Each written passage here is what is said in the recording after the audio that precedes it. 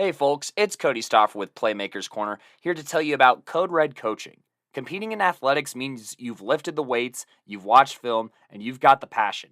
Problem is, that's what everyone else in the state has done. Perfect your game by honing in on your mental performance with Code Red coaching. Whether you are a team or an individual, Code Red coaching has the tools to create mentally solid habits and set up you or your team for success. Find Code Red Coaching at coderedcoaching.com or call 720-979-1914 to learn more today. That's coderedcoaching.com or 720-979-1914 today. Now back to the show.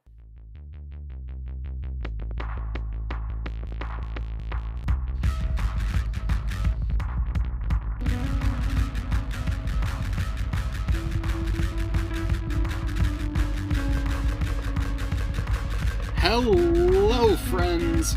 For one of the last times in this season, I'm Gideon, and today I will be recapping for you the 1A State Championship recap of the matchup between the number 1 seeded Ray Eagles and the number 2 overall Forge Christian Fury.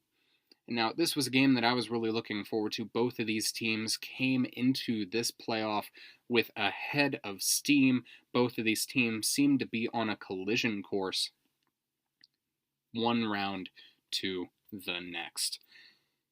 And let me tell you, this game ended up being a lot more lopsided than I thought it would be, but it was still a lot of fun with memorable moments and a very deserving champion at the end. So we're just going to jump right into this game.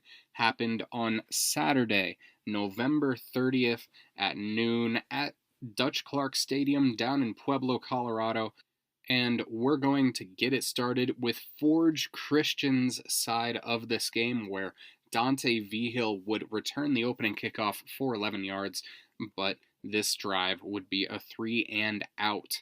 After allowing a 2-play touchdown, but blocking the PAT, it would be 0-6 with 10:07 left in the game. After a muffed kickoff return, Sullivan Strange would throw to Quentin Torres for 15, where Torres would juke a man out of his shoes. Strange would then throw to Brendan Hardy for 5, but after a fumbled snap on 3rd and 4, there was a turnover on downs. Caleb Newhall would tackle for loss, but the Fury were allowing runs all over. However, with a Yuli Tafoya tackle for loss, Jonah Boykin would help to force a turnover on downs. Strange would then repeat to Hardy for 10 more, but on D, Jason Tyner would get a sack to end the first quarter. Forge would then allow a touchdown where Carson Craig would get hurt before Ethan Maxwell would stop the conversion, making it 0-12 for the Fury with 10:56 in the second. After a fruitless drive, Forge would allow a 65-yard rushing touchdown, going down 0-20 with 8:10 left. Vigil would then return the kickoff 85 yards to the house, closing it to 7-20 with 7:57 left in this half. Forge then allowed a 70-yard touchdown on the next drive, making it 7-28 with 6:44, and this game was very, very swung the other way. Strange would throw over to Hardy for 12, but the Fury would be forced to punt. After some weirdness with a bad snap, a muffed punt return that turned out to be too short for Forge to be able to recover, the Fury would allow another score with 1:56 left to go down 7-36. The Fury would show some fight here with Vigil throwing dimes, eventually to Trayson I for a touchdown, closing it a bit to 14-36 to end that first half. Jack Whitfield would deflect a pass, and then Strange would throw to Hardy for 20 in the third quarter, but Forge would eventually allow another touchdown, making it 14-42 with 1:06 in the third. The Fury then got a personal foul and unsportsmanlike conduct penalty in one play to end the third quarter. In the fourth, Brady Ontelak would return a punt return for 20, and Tafoya would run for 15 before Forge would throw a pick 6, sealing it for certain, making it 14-48 with 9:16. The Fury would still fight, where Vigil would have a run for 20 yards and then a touchdown himself, making it 21-48 with 5:26 left in this game. But after another unnecessary roughness and an almost intercepted pass that Hardy caught for 20, that was it for the 2024 season for Forge Christian. And all around, this was an interesting game for Forge. It was their first state championship appearance in a few years, and you honestly could tell they were going up against a more experienced team, but they still fought hard. You could tell why the team had made it to this point. It was just a bad matchup. All around, though, I will say the playmaker of the game in this matchup was Dante Vigil for Forge Christian. At least Vigil got 2 touchdowns of the 3 in this game. Well, threw one of them, so all around he's responsible for all 3 scores that Forge Christian had in this matchup. But he also was very, very effective on defense, getting in between the few gaps in the offensive line, causing havoc when guys would get past the front line. So, good game and career here from Dante Vigil. And before we continue, I want to give an acknowledgement and thank all of the seniors on this Forge Christian squad. Thank you. And best of luck moving forward to Yuli Tafoya, Parker Barthel, Joshua Reuter, Dante Vigil, Sullivan Strange, Joey Shelton, Noah Arter, Brendan Hardy, Carson Craig, Ethan Maxwell, Joshua Smith, Xavier Russell, and Caleb Newhall. Now for Ray's side of this matchup. As you heard previously, Ray would dominate, but how did that happen? Well, starting off for the Eagles, Casey Midcap would get a tackle for loss to help force a punt. Samuel Meisner would run for 20, mostly on one foot, and then Midcap would keep for a 30-yard rushing touchdown, putting the Eagles up 6-0 with 10:07 to go in the first quarter. With staunch defense, Tavery Chappell would get a pass deflection, and Brody Riggleman would tackle for loss to force a turnover on downs. Midcap would go for 12 through contact, and Meisner would go for 10, but Ray would have to turn over on downs to have Austin Collins tackle for loss on defense. Chappell would get a sack, which forced a fumble, which was ultimately recovered by Wiggleman, and on offense, Meisner would go for 18. Midcap would throw to Collins for 15, and Meisner would get in a tutty, making it 12-0 for Ray, with 10:56 in the second quarter. Meisner would tackle for loss to help force a punt, and then would rip a 70-yarder through contact to make it 20-0 with 8:10 left after Wyatt Fonte caught the conversion. Ray then allowed an 85-yard kickoff return touchdown, making it 20-7 with 7:57, but then Meisner pulled another 65-yarder out of nowhere to score again, where Aaron Tanya converted, making it 28-7 with 6:44 on the clock in the half. Austin Snap would force an incompletion, letting Meisner get the tip drill interception, which led to a turnover on downs, unfortunately, but it was an epic play. On offense, Midcap would get another touchdown, making it 36-7 with 1:56 in the half. But even though Chappell and Brody Richards got pass deflections, Ray would allow a touchdown, making it 36-14 heading into halftime. In the third, Chappell would deflect another pass to force a turnover on downs, and Midcap would throw to Tanya for 15. Collins would go for 15 himself, and then Midcap would throw to Collins for a 30-yard touchdown, making it 42-14 with 1:06 in the third. Chappell got a fourth pass deflection, but then Midcap would not only catch an interception, but run through 5 guys, getting a spin cycle in there somehow, and returning the ball to the house, making it 48-14 for Ray with 9:16 left in this game. After a questionable pass interference call, Forge Christian would score, making it 48-21 with 5:28, but this game was over.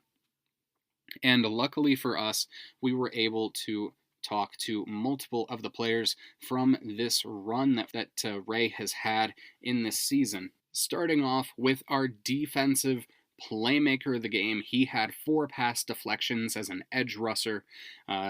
had a sack in this one, along with a forced fumble and his fair share of tackles. It is Tavery Chapel here from Ray High School. Take it away.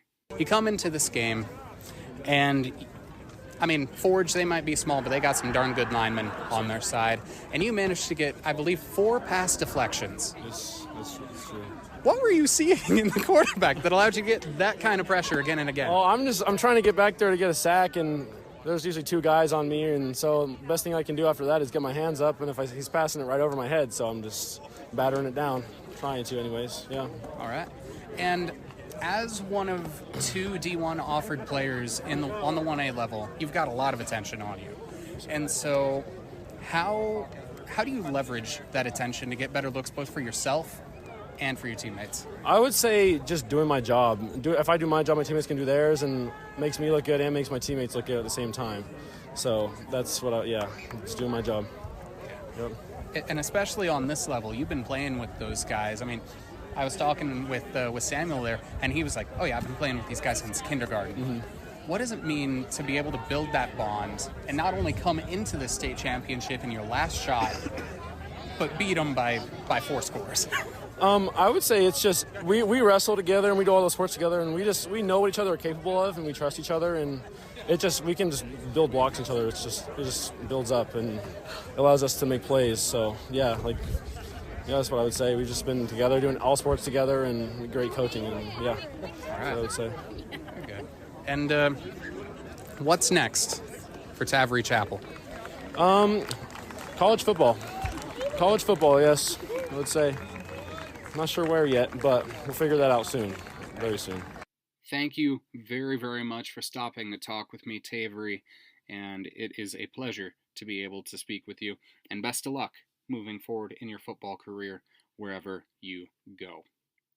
Our next playmaker of the game is the offensive playmaker of the game here. It is Casey Midcap, the quarterback here for Ray. He had his fair share of touchdowns, a couple of defensive plays as well, but Midcap, just an all-around great game, and may I say, an excellent blocking quarterback as well. He's the kind of quarterback that you want on your squad. He's the type of player you want on a squad because he will do the dirty work for you. Take it away with Casey Midcap. Now, we're going to go back a couple of years. Not the best memory, but against Lyman, you're in the state championship. How did that experience shape where you are today? Man, I never wanted to feel like that again after we lost that game. And, just teaching me hard work, man. That's how we got here. Hard work pays off, and everyone that says, maybe I'm not the most athletic, maybe this, work your butt off, and everything's gonna pay off. I never wanted to feel like that again, and last year we lost in overtime to Strasburg to a heartbreaker, and this was a huge win, and we've been waiting for this one. And a lot of people have been calling you guys a team of destiny. You've worked hard from your freshman year. You haven't missed the semis your entire career, and you're going out a winner. What legacy do you think this is going to leave on the Ray community moving forward? It means the world. We haven't won a championship in 30 years, and to be the team to do that finally, it just, man, I can't even express what I'm feeling right now. Just pure joy. And I mean, this team straight out the gate, people saw it's you. It's Sam, it's Tavery, it's Diego, it's everybody. What does it mean to do it with this group of guys? It means the world. These, going back to that when I was a sophomore, we lost in the state title. This group this year just felt different. I mean, we worked so much harder. We put hours in the weight room, and I couldn't ask for a better group of boys to do it with. I love those guys. Very, very, very good. And to close it out for now, how does it feel to be at the top of that damn mountain? Feels awesome, man. It feels awesome. Hey, and I just want to thank you guys for everything you do for small town sports. I really appreciate it. Gets our names out there, and it's awesome. Casey, I just want to thank you. Without guys like yourself, it is impossible to do this job. I appreciate all of the work that you have put in. All the guys at the podcast appreciate all the work you've put in. And not just you, but every player on this race squad. Because without you, the athletes, there's no one to highlight.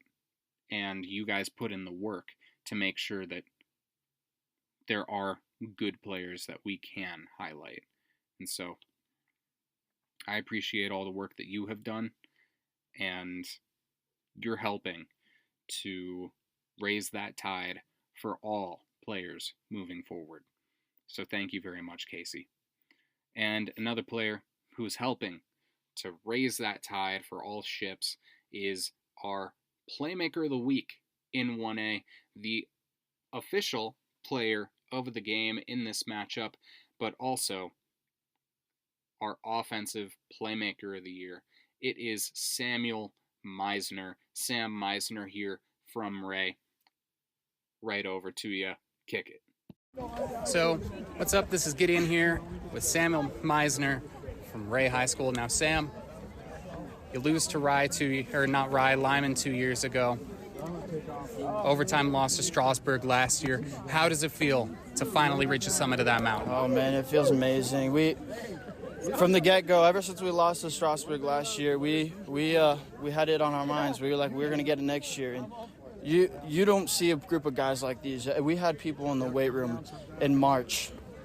We were grinding every single day, and everybody had that goal from the loss to Strasburg. Like, we'll get them next year, and everybody put the work in, and obviously it paid off today. And I'm really thankful for everybody here. And it was a team sport. Like, I balled out today, but I would not have been able to ball out if it wasn't for my front O-linemen getting blocks downfield, 10 yards down the field. Like, that's a good O-line, and I give a lot of credit to them.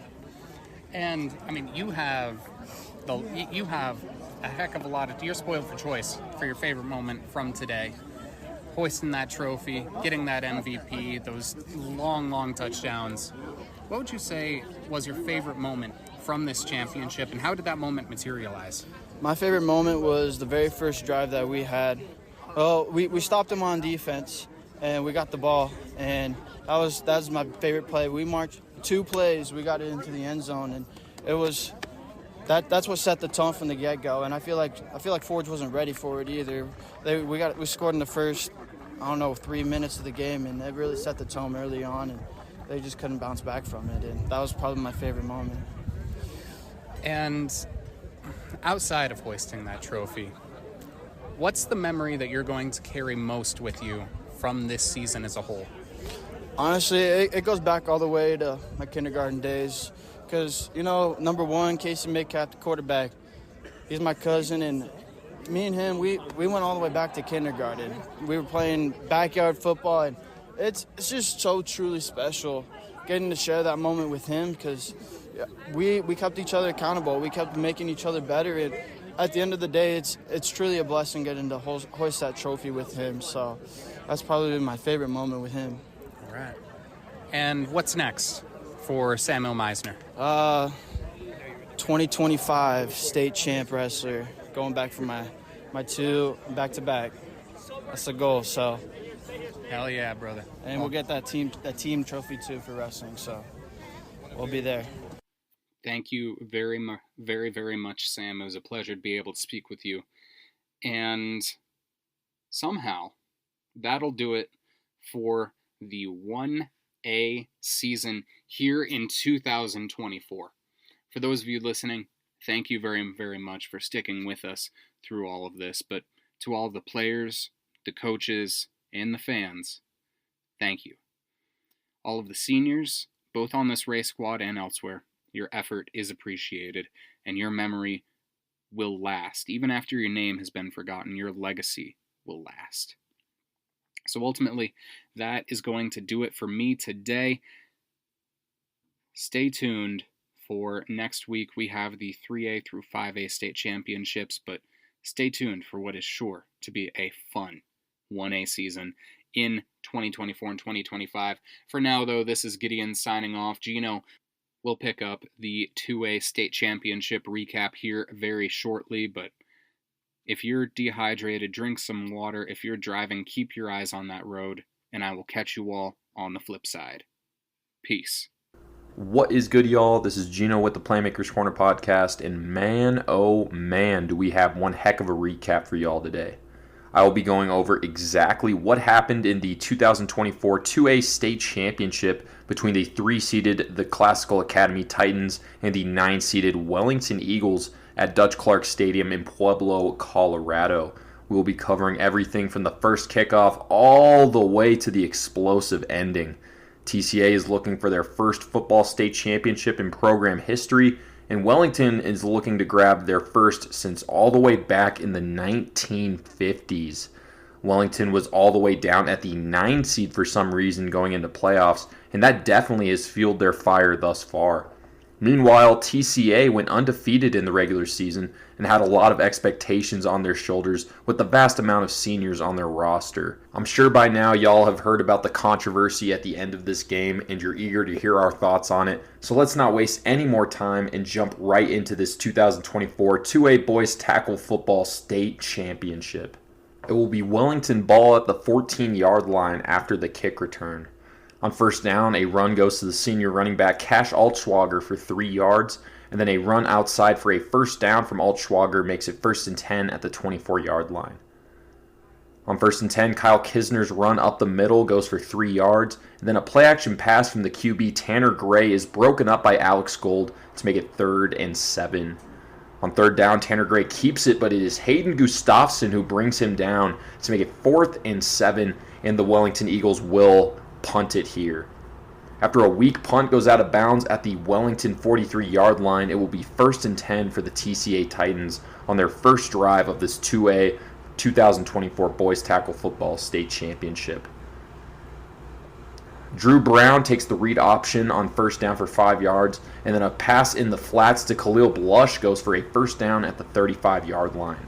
On 1st and 10, a sweep to Khalil Blush, and he is wrapped up by Matt Brown for no gain. It will be 2nd and 10. And then a false start makes it 2nd and 15 here for TCA. On 2nd and very long, Andrew Brown has no one open. He decides to keep it outside left for 4 yards. And on 3rd and 10, Drew Brown has all the time in the world to throw it, but he ends up keeping it for the first down at the Wellington 24-yard line. On 1st and 10, Riley Romine's run goes for 8 yards, and then an Andrew Brown keeper for a first down gets TCA to the 12-yard line.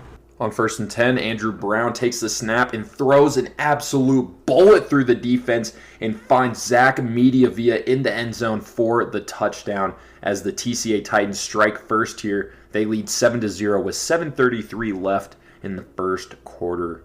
Wellington would get the ball right back, but they would actually end up going 3 and out here on this drive as Andrew Richens and Elijah Wright made some big plays there for the TCA defense. It will be 1st and 10 for TCA at their own 25 after the punt. On first down, a pass to Kieran Reeker along the sideline gets the Titans a big-time first down. And then another first down pass goes to Ben Enos at the Wellington 36 as Drew Brown is just picking apart this defense so far. A Jackson Schipfer run on first down goes for 3 yards, and then a pass for another first down on a hitch route gets TCA to the Wellington 26. On 1st and 10, Drew Brown rolls out left and finds Khalil Blush at the last second along the sideline for 5 yards. On 2nd and 5, a face mask on Wellington makes it 1st and goal at the 9-yard line. A run goes for 2 yards, and then the pass on 2nd down is deflected by Brayton Meglin to make it 3rd and goal at the 7. On 3rd down, Riley Romine's run goes for 4 yards to make it 4th and goal at the 3, as TCA is obviously going for it here.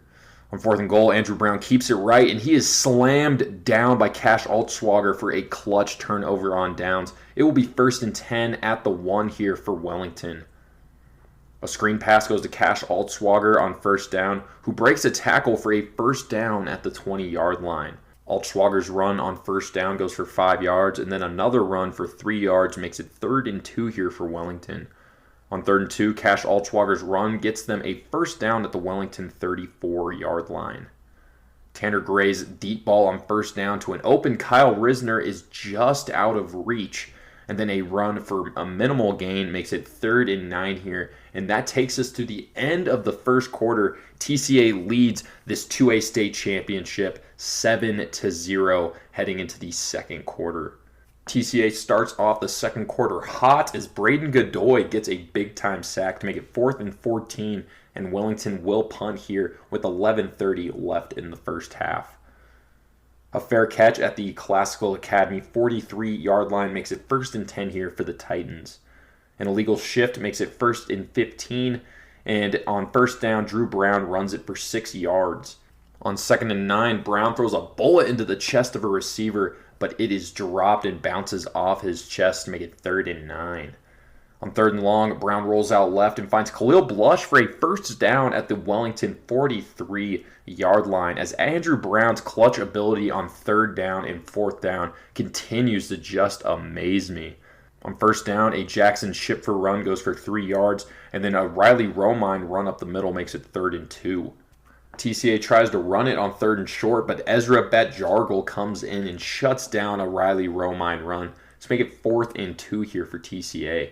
TCA is, of course, going for it here on 4th and 2 as Andrew Brown keeps it and bounces off multiple defenders, and he goes for a first down to the Wellington 29-yard line. On first down, Drew Brown keeps it rolling as he has a perfect pass in the end zone to an open receiver, but it is dropped. And after a false start on the next play, it will be 2nd and 15 here for TCA. A play action pass on 2nd and 15 goes to Henry Hoyman for 10 yards to make it 3rd and 5, but another false start will make it 3rd and 10 here for TCA. An incomplete pass on 3rd down makes it 4th and 11, and TCA will be going for it once again here on 4th and 11. They will be leaning on Drew Brown to make some more magic happen here as he takes the snap and rolls out right, and he finds Zach Mediavilla for a first down. And then you throw in a personal foul penalty on Wellington at the end of the play there, and it is 1st and goal at the 8-yard line for TCA. A run goes for 5 yards to make it 2nd and goal at the 3, and Andrew Brown fakes the handoff and finds a wide open Zach Mediavilla for the touchdown as the Titans take a 14-0 lead here with 7:03 left in the first half. Wellington will now have to try and overcome a 2-score deficit here to try and win this 2A state championship. Huston Hillhite takes the return to the Wellington 35, and it will be 1st and 10 here for the Eagles. A Tanner Gray keeper on first down goes for 5 yards, and on 2nd and 5, Gray drops back and lobs a deep dime to an open Cash Altschwager in stride as Altschwager goes 60 yards for the touchdown as Wellington is right back in this game. It is 14-7 with 6:10 left here in the first half. Zach Mediavilla gets a nice return for TCA to make it 1st and 10 at the TCA 41-yard line. A play-action pass to Elijah Wright gets them the first down at the Wellington 46, and then a window screen to Alex Gold goes for 8 yards to make it 2nd and 2. After a Riley Romine run goes for a yard, a sweep to Alex Gold is barely good for the first down at the Wellington 35-yard line. Kason Brown delivers a monster hit on a pass in the flats and breaks that one up to make it 2nd and 10, but an illegal shift there on TCA makes it 1st and 15 here for the Titans. On 1st and long, Andrew Brown takes the draw for a first down at the Wellington 24-yard line as TCA's offense is just continuing to roll here. A Jackson Schipfer run goes for 4 yards, and then an Andrew Brown keeper makes it 3rd and 4 for the Titans. On 3rd down, Andrew Brown pounds it up the middle and makes it 1st and goal at the 3-yard line after the tough run as the Titans have another prime opportunity to go up 2 scores once again. On 1st and goal, Jackson Schipfer takes the carry up the middle for the touchdown as TCA now has that 14-point lead back. It is 21-7 with 2 minutes and 32 seconds left here in the first half. Following the touchback, it will be 1st and 10 here at the 20 for Wellington. A pitch outside to Cash Altschwager goes for 5 yards, and then a Tanner Gray keeper makes it 3rd and 2. Tanner Gray hands it off to Kyle Kisner on 3rd and short, who gets the first down at the 31-yard line here for the Eagles. After a run on first down goes for no gain. On 2nd and 10, Tanner Gray is in the shotgun, and he takes the snap and lobs one up into the end zone for Brayton Meglin in double coverage, and the ball somehow makes its way through the defender's hands, and Meglin makes the unbelievable diving catch for the touchdown as Wellington is right back in this one. It is 21-14 with 51 seconds left here in the first half. That was a great throw there from Tanner Gray. I have no idea how it made through both of those defenders' hands and into the hands of Brayton Meglin, who made the diving catch despite not even seeing the ball there for the last second. It is 21-14 as TCA now has the ball after the kickoff. 1st and 10 at the 26-yard line. Andrew Brown is sacked on 1st down by Ezra Bat-Jargle as TCA calls timeout with 36 seconds left in the half. Coming out of the timeout, Brown rolls out left and hits Khalil Blush for a 1st down at the TCA 39-yard line as the Titans call timeout with 27 seconds left. And after a couple of incomplete passes as TCA was trying to score there at the end of the first half, we are going to head to halftime as the TCA Titans lead the Wellington Eagles 21-14 in this 2024 2A Boys Tackle Football State Championship. And folks, we have an insane second half ahead, so make sure to stay tuned here. Starting off the second half here, Zach Mediavilla erupts for a huge return to the Wellington 35-yard line as TCA is wasting no time here, putting themselves into a prime spot to score once again here to start off the second half. And on 1st and 10, Andrew Brown drops back to pass, and his screen pass is picked off by Tyler Schaefer, who goes all the way. He goes 75 yards for the pick six, making it 21-20 with 11:39 left here in the third quarter. Wellington would try here for the 2-point conversion to try and capture their first lead of the 2A state championship, but that one gets shut down, so it will be 21-20 as TCA takes over at the 20-yard line after a touchback. A run on 1st down goes for 5 yards, and then Drew Brown keeps it up the middle for a huge gain to make it 1st and 10 at the 50. But Jackson Smetana is in at QB for the Titans after Drew Brown goes down with an injury after he got hit pretty hard on that 1st down run on the previous play.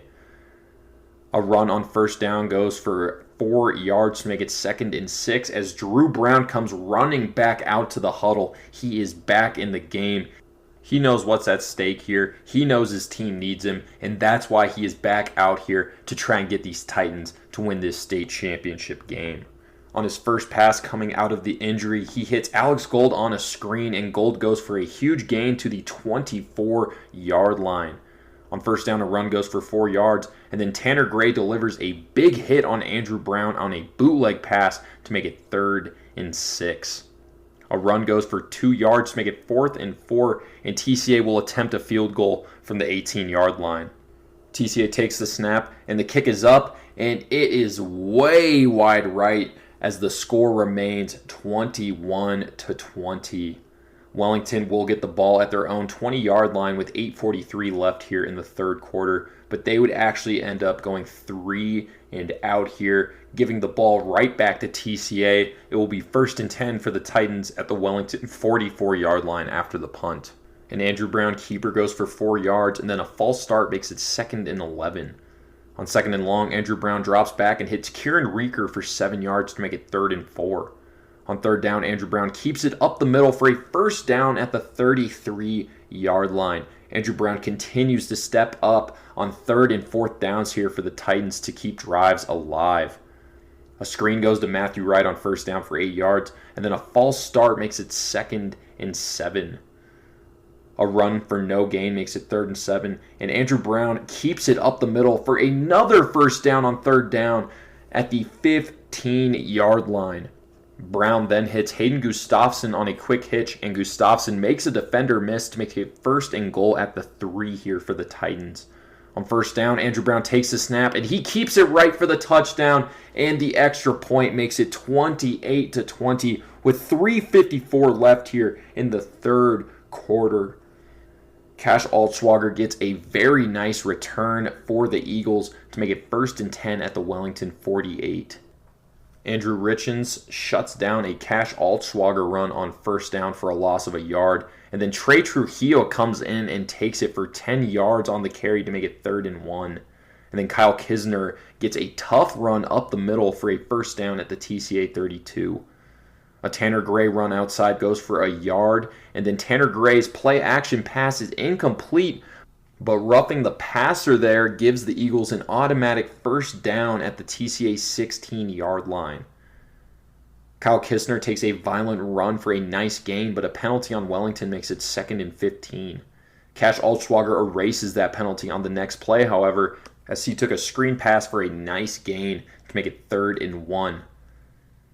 And Wellington on 3rd and 1 would try and get TCA to jump off sides as Tanner Gray calls timeout here with 9 seconds left in the 3rd quarter. I'm really not sure why the Eagles are wasting timeouts right before the end of a quarter in a state championship game in the second half.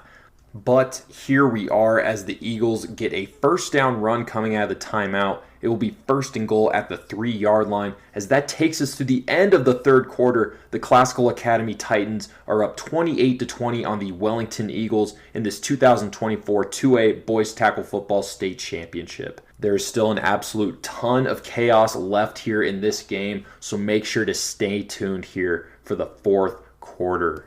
It will be 1st and goal at the 3 for the Wellington Eagles to start off the final quarter of the state championship.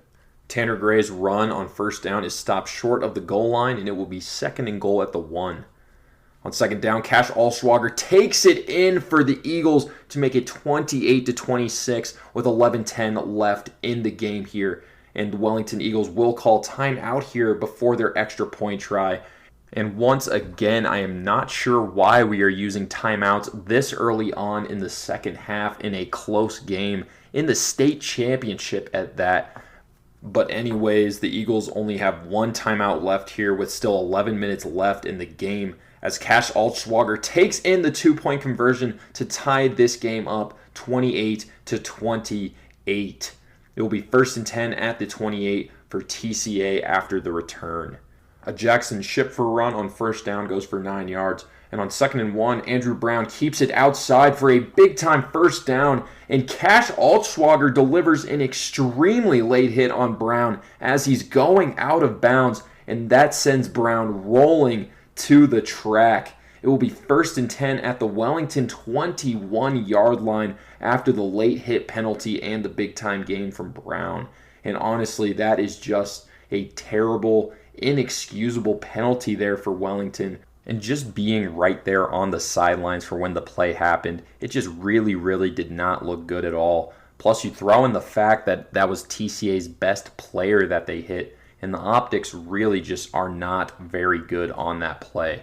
But let's go ahead and move on now. It will be 1st and 10 for TCA at the Wellington 21. A run on 1st down goes for a yard as TCA calls timeout here with 9:35 left in the game. Coming out of the timeout, Riley Romine's run is stopped by Matt Brown to make it 3rd and 8. On 3rd and 8, a pass over the middle to Khalil Blush is just short of the 1st down, and we will have an injury timeout here with 8:44 left in the game as Blush was hurt after that play. Andrew Brown keeps it up the middle to make it 1st and goal at the 4-yard line coming out of that injury timeout. Riley Romine's run is stopped by multiple Wellington defenders on 1st and goal. And on 2nd and goal at the 5-yard line, Andrew Brown hits Henry Hoyman, and Hoyman extends for the touchdown as TCA takes a 35-28 lead with 7:45 left here in the game. Seamus Pike gets a nice return to the Wellington 43-yard line for the Eagles, and the Eagles will have just under 8 minutes to try and tie this game up or potentially take the lead. Tanner Gray fakes the handoff and keeps it outside, plus a late hit penalty makes it 1st and 10 at the TCA 28-yard line, and that was definitely potentially a payback for the late hit on Drew Brown earlier, but either way, it is a huge 1st down for the Wellington Eagles. Cash Altschwager gets 3 yards on the 1st down run, and then a handoff is fumbled but recovered by Wellington to make it 3rd and 7. On 3rd and 7, Gray keeps it outside for no gain, but a personal foul after some shoving after the play on TCA makes it 1st and 10 at the 18-yard line for Wellington. That was a horrible penalty there from the Titans, making that 2 bad penalties on this drive here for TCA. A run on 1st down goes for 1 yard, and then Tanner Gray keeps it to make it 3rd and 5. There's an injury timeout on the field following that play with 5:30 left here in the game. Coming out of the timeout, Kyle Kisner takes the pitch for a 1st and goal at the 3-yard line, but not before taking a massive hit along the sideline. A run on 1st and goal goes for 2 yards to make it 2nd and goal at the 1-yard line here for the Eagles. On second and goal, it is Tanner Gray who keeps it left and powers his way into the end zone for the touchdown to make it 35-34. And Wellington is going for the kill here as they line up for the 2-point conversion. And the 2-point conversion is good as Wellington takes a 36-35 lead here with 4:35 left in the game. Drew Brown and the TCA Titans now have one last drive, one last chance to try and win the 2024 2A Boys Tackle Football State Championship. Let's go ahead and see what happens. It will be 1st and 10 for the Titans at their own 20-yard line following the touchback. An Andrew Brown keeper on first down goes for 9 yards. And then on 2nd and 1, a screen to Alex Gold gets them the first down. And then Cash Altschwager made a really nice one-on-one tackle there to avoid a huge gain. On first down, Jackson Schipfer gets a first down run to the Wellington 46-yard line. Another Schipfer run on first down goes for 7 yards. And then another run goes for 1 yard to make it 3rd and 2. On 3rd and short, Andrew Brown keeps it left for a first down to the Wellington 33-yard line, putting them into field goal range. A false start on first down makes it 1st and 15 with 2 minutes and 3 seconds left here in the 2A state championship. And the penalty stopped the clock as well for the Titans. A screen to Zach Mediavilla goes for 5 yards to make it 2nd and 10, and then a Riley Romine run makes it 3rd and 8. On 3rd and long, Andrew Brown rolls out right, and the first down pass is dropped. It will be 4th and 8 with 1 minute and 7 seconds left here for the Titans as they desperately need a first down if they want any sort of chance of winning this state championship. Will Andrew Brown have more late down heroics here for the Titans? Let's go ahead and see what happens. On 4th down, Andrew Brown takes the snap, and he hits a receiver on a slant for a first down at the 10-yard line with 43 seconds left. That not only puts them in field goal range, but that actually also sets them up for a prime opportunity for a touchdown and to potentially put this 2A state championship completely away. The Titans decide to hand it off to Jackson Schipfer on 1st and goal at the 10-yard line as he takes it up the middle, but the ball pops out and Wellington recovers. Cash Altschwager came in from behind and he tapped the ball out, but the refs come in and say that Schipfer was down. Upon further review, it looks like that he should have definitely been called for a fumble as Schipfer was definitely not down there, but instead it will be 2nd and goal at the 7-yard line with 41 seconds left in the game. More on that missed fumble at the end of this recap. It is 2nd and goal at the 7-yard line here for TCA after that missed fumble as Andrew Brown keeps it outside, but it is shut down at the 3-yard line to make it 3rd and goal at the 3 as TCA calls timeout here with 33 seconds left in the 2A state championship. On 3rd and goal at the 3 with the program's first ever state championship on the line, Andrew Brown takes the snap, he fakes the handoff, and hits a wide open Elijah Wright open in the end zone, and that gives the Titans a 42-36 lead after the PAT with 30 seconds left here in the state championship game. Unbelievable drive there from the TCA Titans. It seems like at every turn in every game, they always seem to clutch up when they need it most in the 4th quarter. And what an incredible way for Andrew Brown to cap off an incredible drive, an incredible game, and an incredible high school career. TCA leads 42-36 with 30 seconds left here on the clock as Wellington will try and score here. The touchback makes it 1st and 10 at the 20-yard line for Wellington as they have to try and go the length of the field with less than a minute to go. Tanner Gray would try a deep ball on the first 2 plays of this drive, but both of those would fall incomplete as it will be 3rd and 10 here with 19 seconds left in this 2A state championship. On 3rd and 10, Tanner Gray takes the snap, surveys, he doesn't have an open receiver, so he just decides to keep it to the Wellington 33-yard line for a first down.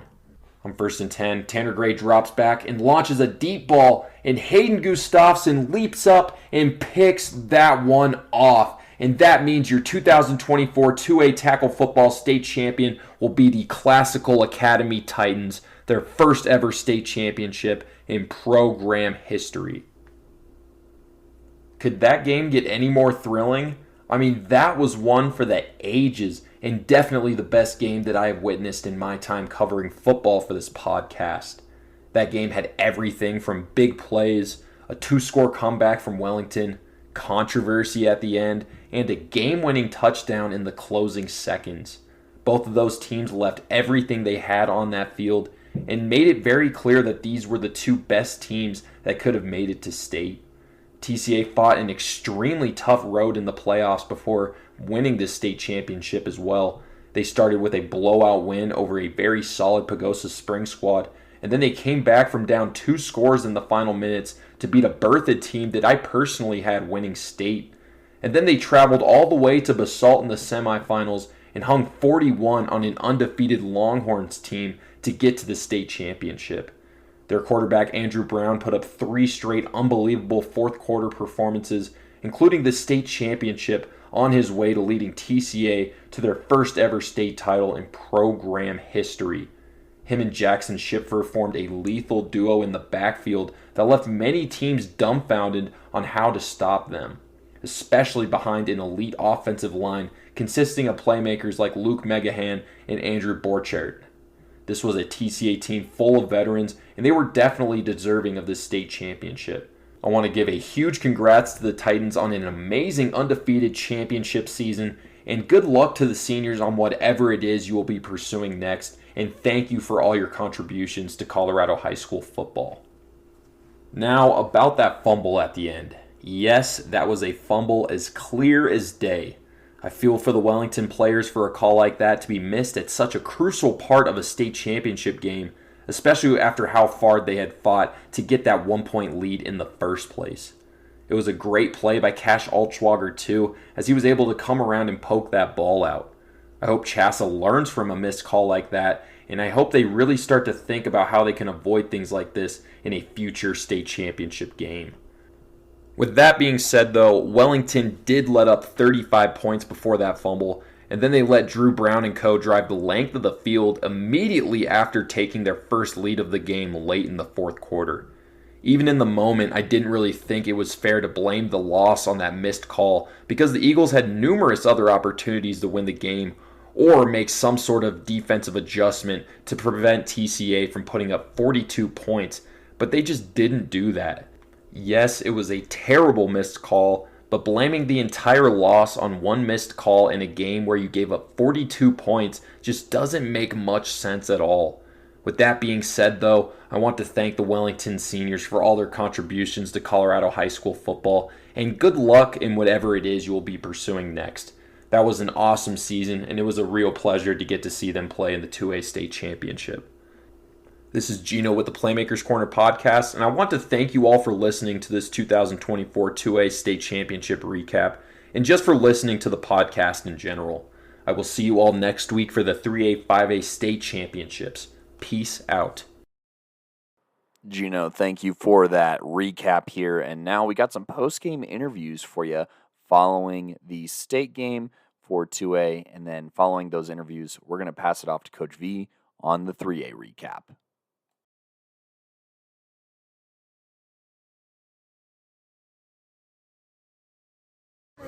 Now, Cash, you come in as the first class that's going through Wellington High School.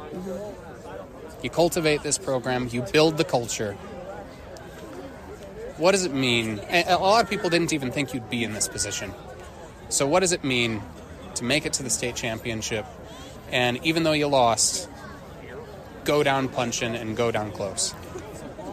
I mean, as I told the other two, this is the best case scenario for a state championship. It's not a one-sided where you're like, oh, maybe somebody else could have been in there. Last minute, last drive, even the sequence at the end, down, 1 or whatever, it was just so close that whole time. to have the younger generation be able to know what happened. Like, you see all these little guys around. Like, it's important just to set the example for the future. Like, we worked our asses off all year, all 3 years. We trusted our coaches, and we bonded as a family, and I really think that was important. And that's where we're at. That's why we're here today. And I know last week we talked a little bit about a dream you had about CSUP, and I know that with the game being moved over here, and I know still not the result you ended up wanting, but yeah. Would you count your career here in Colorado as having fulfilled that dream? That's a good question. I don't know that yet. I'll get back to you in a week on that. I'm not sure, because we did a lot, we didn't do enough. We still have one last task we didn't get finished. I believe in all these boys for next year. I bet they can make another. They're gonna make another run. I'm not betting on it. I'd put the whole house that they're making another run, and it's gonna be special. I don't know. That's fair. And I mean, on a personal level, two-parter. What's next? Well, what's been your favorite moment of your high school career outside of tonight? Because you had a couple of good moments tonight. But what's next for Cash Altsfager? I mean, favorite moment. Gosh. I don't know. I would say Canvas, but that was a rough game for me mentally. That made me a little mad. Gosh. Ooh, this one might be a little mean, but probably beating Timnith 3 years in a row. That's probably one of my favorite moments. Don't matter how the games went, the score still shows we beat them 3-0. First class to wipe Timnith. And what's next? That's an even harder question. I don't know yet. I know there's schools out there I've been looking at. I'm getting some response from. We're not sure what's going to go on yet. So I'll keep you posted on that. Thank you very much, Cash. Absolutely. Thank you for these 3 years. It's been a pleasure, man. So Tanner, sorry. After last year, you lose in the first round of the playoffs. There were a lot of doubters, and this year you make it to the state championship in one of the hardest fought battles that I've seen. What's the next step for this Wellington team? I think it's just kind of keep that chip on our shoulder. Last year, Berth had put it on us, and we never wanted to feel that way again. And so now this year, we lose in the state championship by 6 points, and just keep that chip on our shoulder. I don't want to ever feel that again, So I think we have lots to come next year. Seniors are leaving. We got good guys coming up. Everyone's going to do their job, and I love these guys so much. So I don't have any doubt about next year. And, I mean, looking at the game itself, you had yourself your fair share of big plays and positive moments. Yeah. And all throughout the season, that's been the case. What has been your favorite memory from this season and with this very first group of seniors? Oh, that's hard. I think I got two of them. I think the first one was Timnith, and I got hurt in the first quarter, and I saw my team kind of have my back and come together, and we won that game with, 10 seconds left. And I think that was just one of the best memories. And I think the second best one was beating Delta, we went out there and fought hard, and everyone played together that game, and we didn't go out first round, and we stayed tough, So those are probably my two favorite. And, I mean, this is a team that week by week has progressed and learned those lessons, starting with Mountain View, moving through Timnith, and battling through injury. And one thing this team has showcased is immense depth. Mm-hmm. But what are you going to do as a leader to try to continue to cultivate this team? I mean, I think after seeing this, everyone's pretty motivated, but I'm going to stick with it. I'm going to do my job. I'm going to go to 7-on-7s. I'm going to go in the weight room. I'm going to lead everybody the way they want to, Like, we have Cash leaving, and so I need to step up even more than I have, and kind of set an example in everything. So next year we don't have this feeling. Next year we roll through this, Thank you very much. very much, Tanner. Thank you very much. Thank you, guys. Keep your head up. Yes, sir. Nice. Yeah. All right, what's up? This is Gideon with Playmakers Corner here with Zach Mediavia. Now, Zach, you were all over this field tonight. You were catching tutties. You were returning for 50-odd yards, it's felt like, on kickoffs. What were you seeing in the defensive coverage that was allowing you to get those gains? I mean, I don't really know. I just saw them bailing because my brothers run routes hard, and so that took them away, and then it just left openings, and Drew was able to hit me on the money, and that's all there was to it. It was just good chemistry with me and him, and that's why we run all our routes 100% because someone's going to be open, and it just happened to be me. All right. And, I mean, looking at this team over the course of the year, there were some doubts because of that league schedule. But you come into the playoffs, close game after close game here, back-to-back with Basalt and Wellington. What's that adjustment like going from the regular season into these playoffs and then eventually making it to the top of the mountain? I mean, the mindset has to always stay the same because really that was why practice was so big because I think we had the second best team in practice that we were getting scouted against, and they just ran their routes hard. They were setting up good blocks, and then that really just helped us be prepared for all these teams because all the teams we played were really good. Berthoud was no joke. They had dogs. Wellington, same thing. So it just kind of set us up to be prepared for them. But, I mean, obviously with like number 4, that dude's here, so you can't really simulate that. So you just got to come in ready to go and take care of business. Right. And, oh, Jesus, you're bleeding. I am? Yeah. Or maybe that's yours, maybe not. I don't even know. It might be, but anyway. But, I mean, all around, fall at the state championship back in the spring season of 21 against Rifle. Yeah. Bitter taste in your mouths coming into today. How does it feel to be in this spot right now? There's no feeling like it. I mean, it's just like euphoria. It's just the highest I've ever been. But, yeah, it's amazing. And it was so good to get this for my brothers and for the TCA family. It was nothing like it. Very, very good. And if you had to sum up, because you're a senior, right? No, I'm a junior. Oh, you're a junior? Yeah. All right. What's your hope for next season moving forward? Because I know you're losing a few guys. Back to back. Just got to step up, rise to the occasion. All right. Very good. Thank you very much. Yeah, thank you, and celebrate with your squad. Thank you. Let's go, baby. Let's go.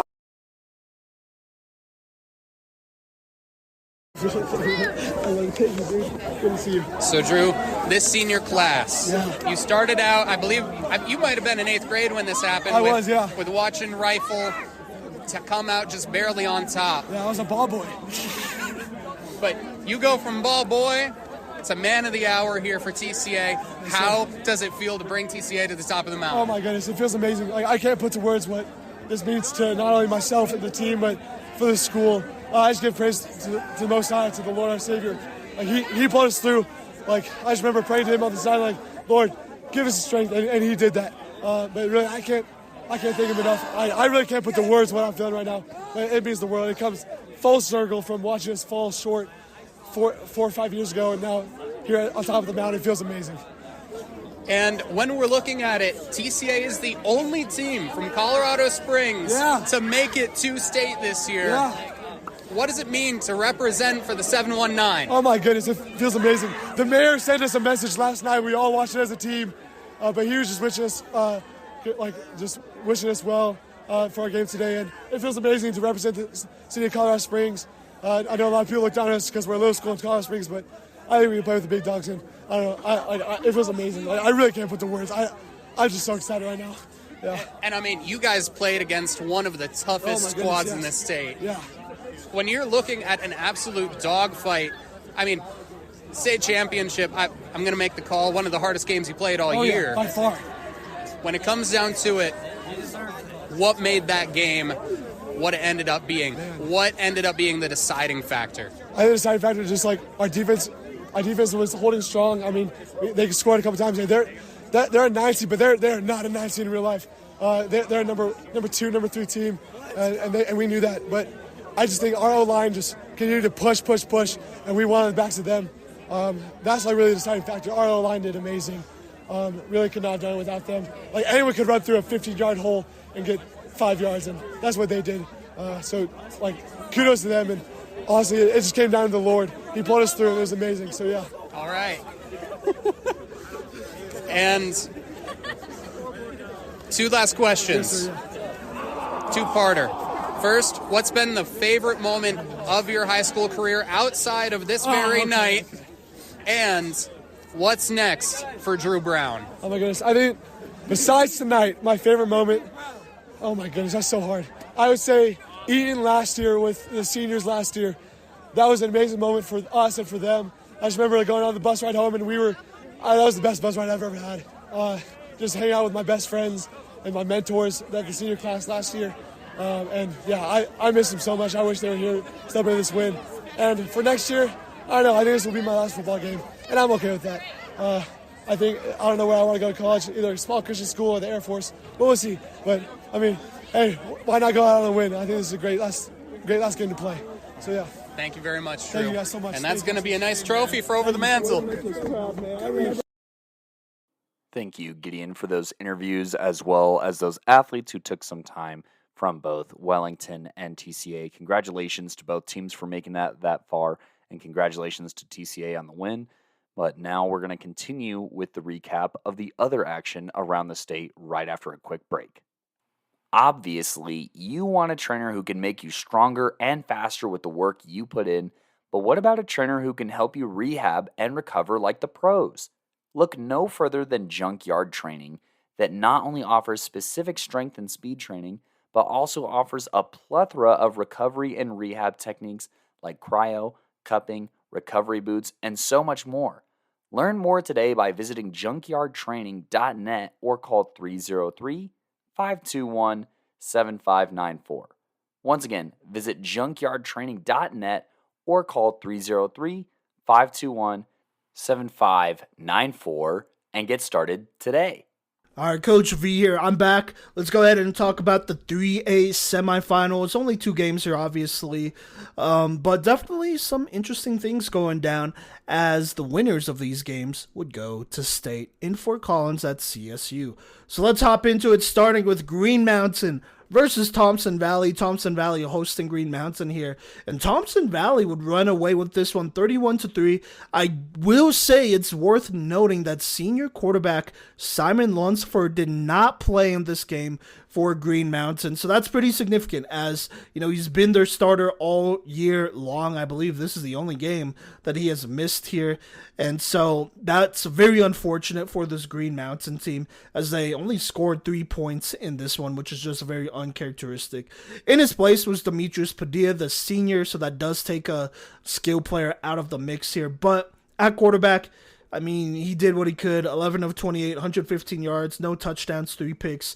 Ran for 48 yards on 13 carries. He was their leading rusher there, but just not much going for them on offense. Max Babel, the senior, 2 receptions for 57 yards. Then they also had a couple fumbles there. On defense for them, Drennan Dow with 12 tackles, Dominic Hidrogo with 12, Hudson Burke with 11, Andres Gilroy with 7 in this one, Hidrogo with the sack, and then Corbin Wade with the fumble recovery forced by Drew Contreras. But unfortunately, the train stops here for Green Mountain. Very unfortunate that they lose their quarterback here in one of the biggest games of the season, but it is what it is here. For Thompson Valley, they take advantage of that, and they win big 31-3 here. Finley Lucas, the freshman, 6 of 11, 103 yards, no touchdowns, no picks, just efficiency. Wes Bebo, the senior running back, had himself a day, 13 carries, 125 yards, 2 touchdowns, including a rushing along of 78 yards. You also have the other senior here, Garrett Hendrickson, run 9 times for 42 yards, and then Tristan Hill had a rushing touchdown in this one. Defensively for Thompson Valley, their defense shows up big in this one. Forrest Roberts led with 9 tackles, followed by CJ James and Hendrickson with 7 each here. Roberts with a sack, and then Donphin Close had an interception. Forrest Roberts with an interception, and Jaden Tripodi, I want to say, with an interception. It looks like a pick 6 here, if I am not mistaken. So there you go there. Big dominating win for Thompson Valley, as they will be going to state for the first time. I don't want to misquote this, but in a really long time, at least 30 or 40 years since the 80s here, and they've never won a title before too. So, very exciting for Thompson Valley, very well deserved here. Excited to see them at state. On the other hand, we had Meade versus Pomona here. This would be a close one. At halftime, it was only 14-6 here, but Meade would complete a touchdown pass at the 4-minute mark in the third quarter to take the 21-6 lead. Pomona would not quite be able to come back here. They would score a touchdown with 7 minutes left in the fourth to make it 12-21.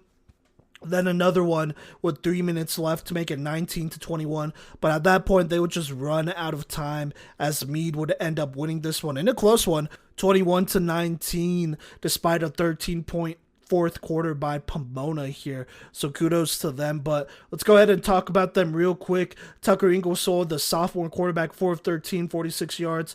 Emmett Munson, 2 of 4 for 67 yards and an interception. That is passing wise. Munson led them in rushing yards here with 72 and 1 touchdown. Ethan Vu with 48 and 2. Both of them juniors, so they'll both be back here.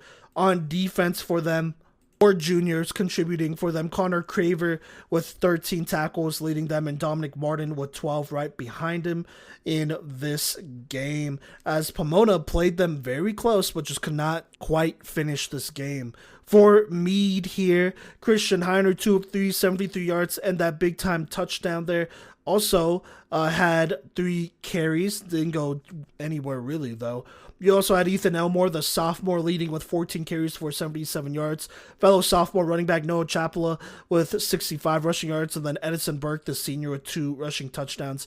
Ryan St. Auburn, the junior, by the way, one big 59-yard touchdown that would help put this one away in this game. Carter Woods on defense led with 10 tackles. Also had a sack here. And then Caleb Go and Kale Hansen each with an interception in this game, as Meade will be going to a state championship, the second one we've covered will cover in podcast history. And just like Thompson Valley has not won a state championship before either, so whoever wins this 3A1 will be getting their first. So that is absolutely big time. Extremely excited for both teams, and congratulations to both teams to making it to state here. Thank you, Coach V. And now I'm going to go ahead and just quickly go over the 4A and 5A recaps here. And so in 4A here, you have Broomfield punching their ticket to state over Dakota Ridge in dominant fashion. This game was on the road for Broomfield, but that would not stop the Eagles from scoring 2 touchdowns here in the first quarter, between a rushing touchdown as well as a pick 6. And they would continue to just ride that high here as Broomfield is just pounding away at the Dakota Ridge defense with another rushing touchdown and a fumble, scoop, and score touchdown here in the second quarter here. And they just continue to run away with things here, scoring 35 before the end of the half with another rushing touchdown. And yeah, that would basically be all she wrote. They would coast to a victory. Dakota Ridge would finally score in the fourth quarter here, and they would get a pretty solid performance out of Landon Kelsbeck here. 12 carries, 164 yards, and a touchdown.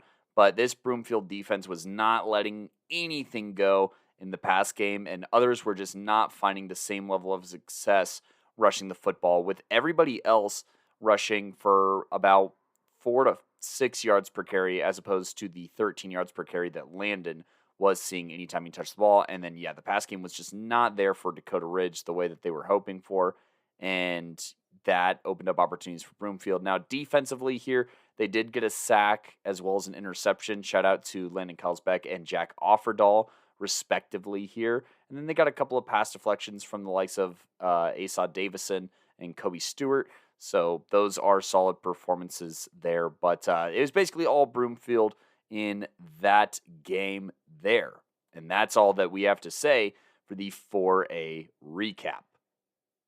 As for the 5A recap, we have a little bit more information as all teams input stats. So, that's always awesome and appreciated. But yeah, starting off with the left side or top side of the bracket, depending on how it's built, we had Cherry Creek versus Valor Christian.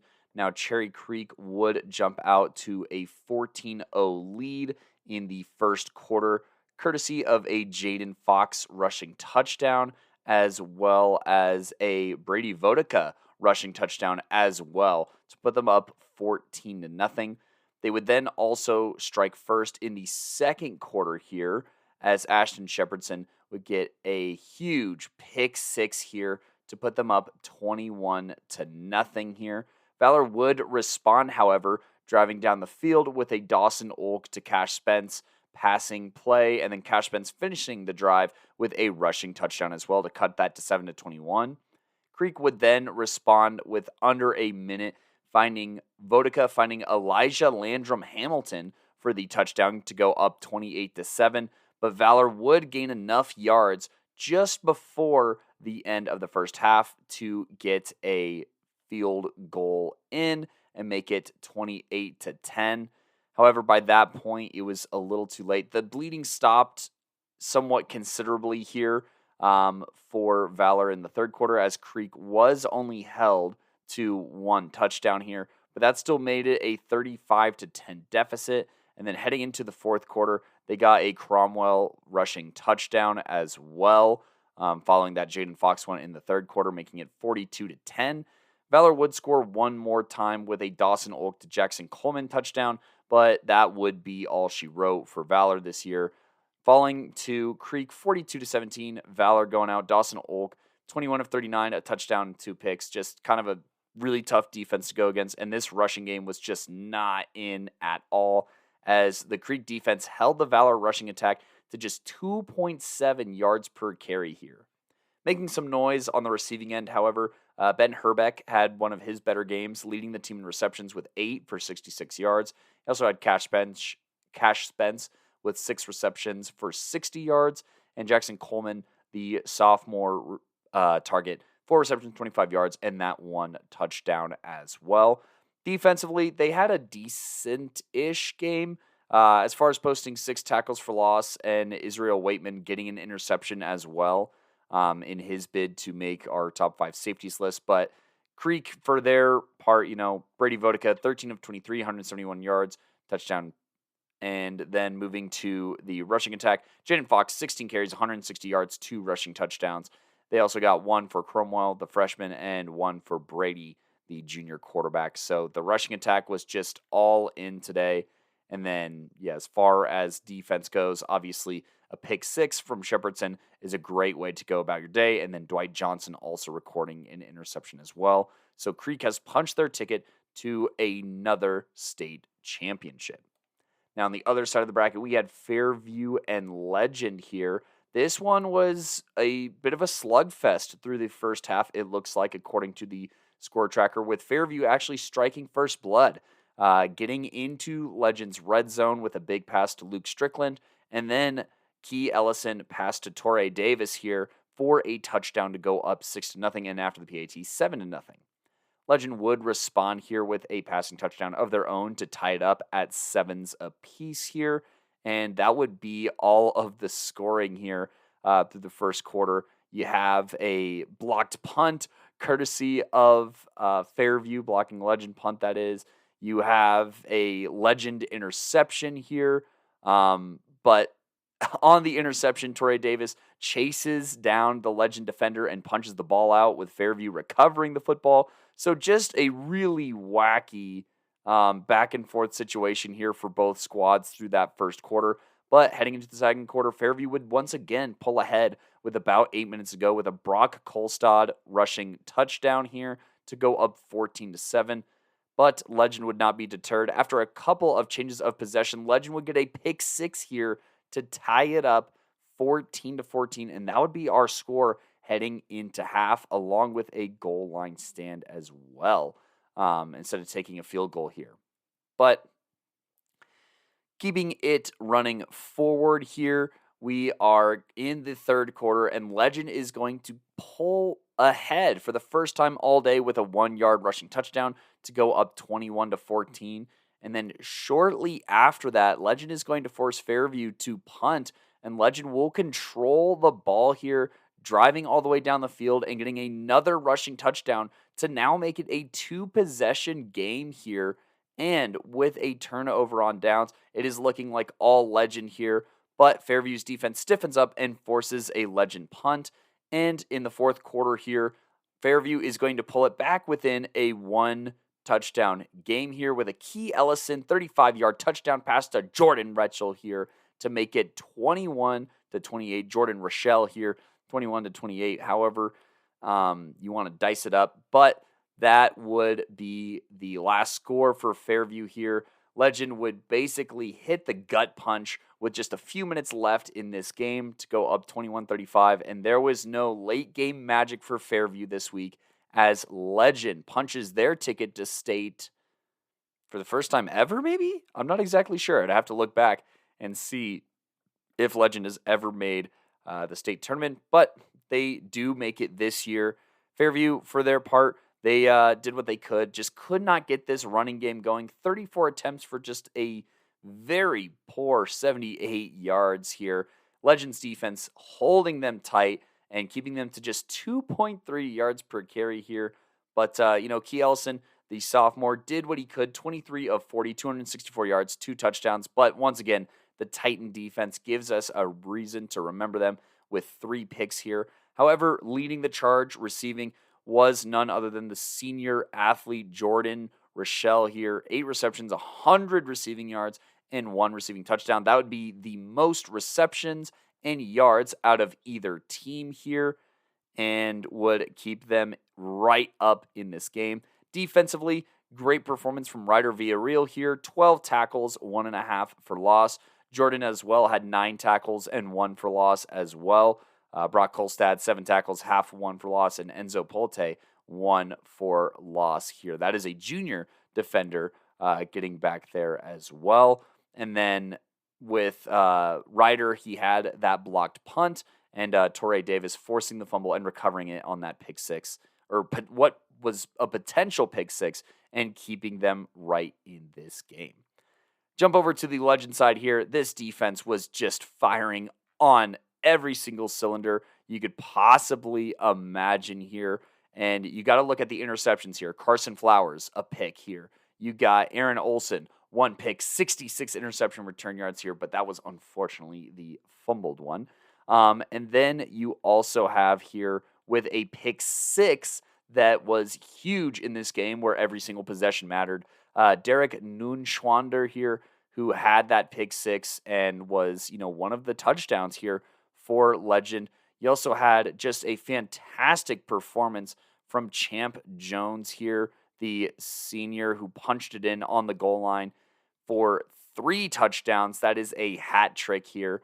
And then, you look at the receivers here. Reichenbanks, 2 receptions, 58 yards, and a touchdown. I know he's typically a running back. He also had 8 rushes for 40 yards here. And Jaden Lawrence, only 11 rushes for 36 yards. So this Legend rushing attack was not necessarily in their bag here, but opened up the rest here as Ryan Iglesias gets a huge 51-yard reception that definitely was the splash play of the day. And, they moved the ball just enough. Nothing more, just enough here. And then once they were inside striking distance, pretty easy. Champ Jones just kind of took care of the rest here. So kudos to Legend, and that will punch their ticket to state where they will be awaiting Creek here. All right, now Coach V here, and I'm going to go over our 2024 playoff predictions tracker here. Last week, Cody took over. Thank you to Cody. And here were the results going into this next week here of semifinal games for 3A through 5A, and then as well as the 1A and 2A state championship games. But in the lead was Phoenix with 129 points. In second was me, Coach V, with 121. Right behind me, though, by 1 point was Cody with 120. Then Gino in third with 116, and Gideon in last place with 113. But this week, a bunch of new games, 8 total playoff games, now worth 8 points each as they have doubled here. Let's go ahead and get into it. So, with all of it being tallied up, here is how it stands. In first place still is Phoenix with 177 points, earning 48 points this week. He got both the 3A and 4A semifinals correct, 1 semifinal and 5A correct, and then 1 of the state championship games in the 1A1 correct here. I believe that is the most points earned by anybody, or tied for the most points earned by anybody this week, along with Cody, who also got 48 points, but is now moving up to second place. He now has 168 points after getting both state championships right, the 3A and 5A semifinal right, and then both 4A semifinals right. So they go ahead and jump up to 168. I am in third place now with 161 points. I got a game right in each classifications. Both state championships I got right, and then I got one semifinal game right in 3A, 4A, and 5A. So not the most accurate, just being honest there. Now right behind me, it's close. Gino currently leads with 156 points. Him and Gideon both got 40 points here this week here. So with that being said, Gideon still trails Gino by 3. But Gino got the 2A state championship right, both semis in 3A, and then one in 4A and 5A correct here to just barely maintain that lead for now. Now Gideon is right behind him on the tails of Gino with 40 points scored as well. So only 3 points behind right now. Got one semifinal in 4A and 5A correct, got the state championship in 1A correct, and then the 3A semifinals correct here. And so for now is just trailing by 3 points. So there you go there. In first place right now is Phoenix with 177. In second is now Cody with 168. In third is me with 161. And then it goes Gino with 156 and Gideon with 153. Last week of state here, of state and of playoffs. We'll go ahead and wrap this thing up. So make sure you stay tuned next week. All right, what's good, y'all? It's Coach V here, and I got your 2024 1A and 2A state championship reactions, as well as your 3A through 5A state championship predictions here. A lot to talk about as we do wrap up this season here, but let's go ahead and hop into the reactions first and foremost. And by the way, we got reactions and predictions from myself, Cody, Gino, Gideon, and Phoenix here. So let's go ahead and hop into it, starting with the 1A state championship reactions. We have Ray beating Forge Christian by a pretty solid amount here. I'll always read my reactions and predictions last, so let's go ahead and get it started with Cody. He says this: after Recap-1 Newcomer of the Year to Tell Wade leaving empty-handed at state, and then the super sad loss last season, it was only a matter of time. Forge probably thought coming down to 1A and stringing together wins that it'd be easy, but Ray was a battle-hardened team, ready to take their crown after years of being the little brother. Congratulations to the Eagles, and especially Midcap, showing it's not about where you're from, but how you play. Gino had this to say. He says, we really saw in that game what a truly disciplined and ready to win team looks like. Ray came out and executed on all cylinders. They swiftly took care of a Forge Christian team that hadn't faced any sort of adversity all season long until this game. Ray went out and did exactly what they've been doing all season long. Meanwhile, Forge Christian looked completely shell-shocked and overwhelmed. The Fury had a drive towards the end of the first half that actually showed some promise, but then they just ended up going back to their screens and runs up the middle in the second half. Ray proved to be the more disciplined and clear-headed team, and then you throw in the fact that their defensive line towered over Forge Christian's offensive line, and it becomes clear that Forge had no chance in this game. Congrats to both squads on an awesome season. Gideon says this: Ray earned it. They proved by and large that they were the no doubt best team in 1A. Destiny was promised and destiny was achieved. Forge Christian put up a fight, but it was obvious that they were a bit inexperienced being in this position. This is a feeling the upperclassmen or underclassmen need to hold on to, because it may be a couple years until the Fury are in this position again. And then finally, Phoenix says, and the storybook journey of Ray gets a happy ending. All caps and an exclamation mark there.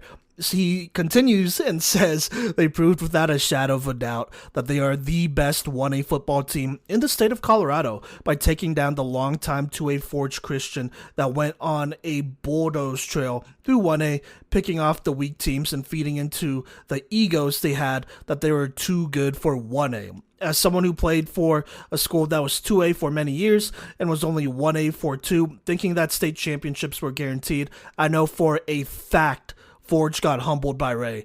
Very happy for Ray, and hopefully we see Forge back in state again next year for some redemption. So there you go there. Honestly, we've been saying this all season. I've been saying this all season. It's Ray's state championship to lose, and they did not do that. They fired on all cylinders, playing well on offense, defense, special teams. Casey Midcap, Samuel Meisner, Tavery Chappell, just to name a few players. They played their hearts out, and they led this raid team, and they did a good job here. This is exactly the type of high note you want to end on as your high school career ends, and we wish them all the best of luck in the future. Now, for Forge Christian, I do think there was maybe a little part of them that felt like they were underestimating Ray, and they did not quite come to play. On top of them just not having some of the best play calling and taking some deep shots, and just being a little bit too predictable against a Ray team that has really seen it all. So those are lessons to learn moving forward. Also, I will mention this, some of the chippiness at the end, I get it, frustrations, but you got to do what you got to do to keep it together to the end, especially in a bad blowout like they got into here. But, you lose these games, and the best thing you could do is learn from them. There's a lot of state champions that we've had here, at least so far this year, that have lost a state championship a year or two or whatever before, and then they've bounced back and won it all. So, with that being said, Forge Christian has something that a lot of teams don't have, and that's a losing experience at state that should be a big motivator for them moving forward. But we'll see what happens. And then for Ray, like I said, gotta feel great for them. They were destined to win this one, and they did. Congratulations to Ray on a great season, and congrats to Forge Christian as well on a great season. Now, let's go ahead and get into the reactions from the 2A state championship game between TCA and Wellington. This was a thriller here, something like 42-36, with TCA winning their first ever state championship. I will reserve my reactions for the end, but we definitely have a bit of a mixed bag here. So let's go ahead and start with Cody. He said this: TCA getting over the hump is very relieving as someone who was around when they lost to Rifle. They, for the longest time, felt like a team that would never get over the hump, but Drew Brown played bigger than the reputation and gave us a reason, ... to remember the Titans. Gino says this about TCA: there are a lot of question marks surrounding TCA's strength of schedule and how it would affect them going into playoffs.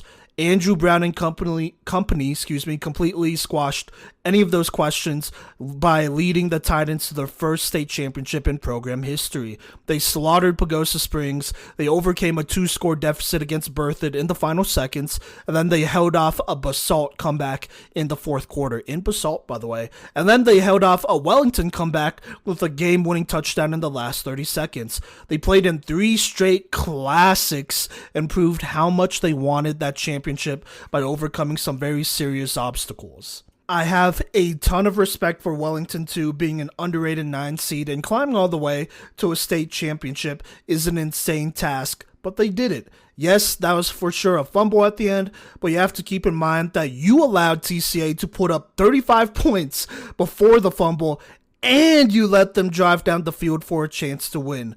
Blaming the entire game on a bang-bang call like that, and then trying to discredit what TCA did to win that game, is extremely lame in my opinion. Get a damn stop on defense, and then you don't have to worry about a damn fumble near the goal line after you let them drive the entire field in 2 minutes. Anyways, congrats to both teams on a very memorable season. So there you go there. Now let's get to Gideon. He says this: this is one of the best games I've seen in person. I will say it was, and this is in all caps, absolutely a fumble. And I hate to see it taken out of the hands of the kids like that. Wellington had chances to win outside of that, but this is a great result for Season 3. TCA played their hearts out, and as Drew Brown said, these were the 2 best teams. Phoenix had this to say: that was a fumble, and it's a real shame Chassa doesn't allow replay in the most important game of the season. Maybe I'm old school thinking like that, but if you're going to have state championship games in college stadiums, especially for the smaller classifications, give them some extra tech to make sure the team won fair and square, and not rely on the eyeballs of Chassa officials who have historically been inconsistent. A real shame, but TCA had a great season and absolutely deserved to be state champs, and I really feel for Wellington because they would be state champs champs. If the call was made correctly, oh well. Now, I'm going to go ahead and get into my reactions here, but before I do, I am going to bring some attention to a situation that happened before the game here, and myself, Mason, and Gino could go ahead and attest to this. So the defensive coordinator for Wellington definitely said, kind of in our direction, that Drew Brown would not make it to the end of the game. And the intentions of that was very obvious, in my opinion. And it couldn't have been more obvious when throughout the game there were a couple cheap shots by both teams for sure. But there was one specifically in the fourth quarter where Drew Brown was rushing left and he was pulling up right before the sideline and then steps out of bounds and then gets absolutely blasted a whole second later. Now, the refs, they obviously threw a flag on that, but I'm going to be honest, that is something that should not be in football, that sort of targeting and whatnot. And I've known these TCA coaches for a minute. I have been critical of them in the past, and that's very well documented. But I don't believe that is something that they would teach their players. For this to come out of the defensive coordinator's mouth over at Wellington, that's a big disgrace. I'm just going to be honest with you. And so you could talk about the fumble all you want. I don't have empathy for a program that would encourage that in any way from anybody. That's just not how you play football. And it was a tough game. It was. But just looking at the facts here, TCA, in my opinion, and this is coming from somebody who's an alum, so I've been able to see this coaching staff coach in a lot of games. I thought this was the best called game they've ever had in their careers. At least on the highest stage, I would say. They did a very good job. I loved how they opened it up with passing. And simply put, they made it unpredictable for Wellington, and that's why Wellington allowed like 35 points, leading up to that final drive. And it just felt like this Wellington defense never really got TCA's number. They got one pick six, but that was an obvious mistake there. Other than that, they're on their toes, and this defense just was not playing super well. And I feel like also just some of the play calling by Wellington was just not good. I feel like they got outcoached is what it was, just plain and simple. And like I said, I've been someone who has criticized the TCA coaching staff a lot throughout the last couple of years, but I thought they did an excellent job putting it in the hands of Drew Brown and letting him find a way to get it done, as well as mixing some other things in there, running the ball really well, using him as a runner. I thought they did a lot of good things there.